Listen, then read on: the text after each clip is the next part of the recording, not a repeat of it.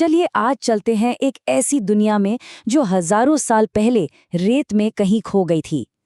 ये कहानी है प्राचीन मिस्र की और उसके एक ऐसे राजा की जिसकी विरासत बड़े बड़े साम्राज्यों से भी आगे निकल गई। एक ऐसा राजा जिसका शरीर हजारों साल बाद भी आज हमारे बीच मौजूद है।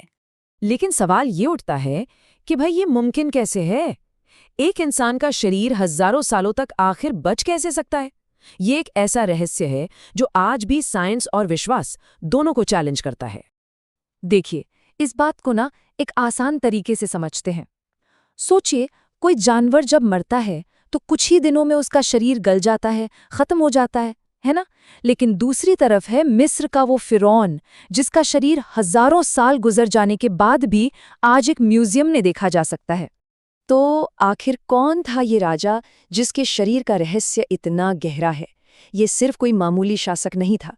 ये एक ऐसा इंसान था जो अपनी ताकत के नशे में इतना डूब चुका था कि उसने सीधा भगवान को ही चैलेंज कर दिया। इस फिरौन के पास इतनी दौलत थी, मतलब इतनी कि हम और आप अंदाजा भी नहीं लगा सकते। अपनी पूरी प्रजा पर उसका एब्सोल्यूट कंट्रोल था और वो एक जालिम शासक माना जाता था।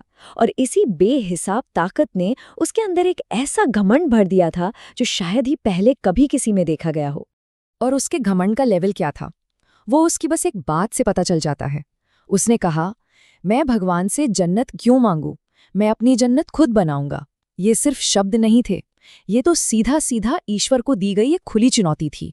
और पता है, इसी घमंड का अपनी जन्नत बनाने की इसी जिद का नतीजा क्या निकला? वो निकले मिस्र के महान पिरामिड। ये सिर्फ एक मकबरा नहीं था, ये उसकी ताकत का वो सबूत था जो हमेशा हमेशा के लिए खड़ा रहने वाला था। अंदाजा लगा सकते हैं ये कितना बड़ा होगा? ये कोई छोटी मोटी बिल्डिंग नहीं है, नहीं, इसकी हाइट पता है कितनी है? आज की 50 मंजिला बिल्डिंग के बराबर। 50। सोचिए, एक ऐसा स्ट्रक्चर जिसे आज की टेक्नोलॉजी से भी बनाना कोई बच्चों का खेल नहीं है। और बात यहीं खत्म नहीं होती।